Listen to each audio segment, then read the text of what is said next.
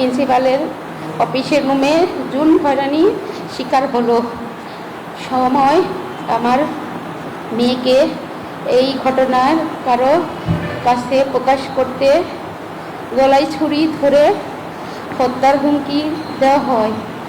গত এক সপ্তাহ ধরে ভয়ে কাটিয়েছে, কিছু বলতে পারে নাই। এমনকি আমাকেও বলে নাই। গত 30 সেপ্টেম্বর মঙ্গলবার মাদ্রাসা থেকে ফোন আসে আমার মেয়ে নাকি অজ্ঞান হয়ে পড়ে গেছে। এরপর আমি মাদ্রাসায় যাওয়ার পর জানতে পারি এক সপ্তাহ আগে আমার মেয়ের সাথে মাদ্রাসায় অর্ধেক জুন হয়রানির চেষ্টা করে। বর্তমান আমার মেয়ে নবাবগঞ্জ উপজেলা স্বাস্থ্য কমপ্লেক্সে ভর্তি আছে। সে মানসিক ভারসাম্যহীন হয়ে আছে।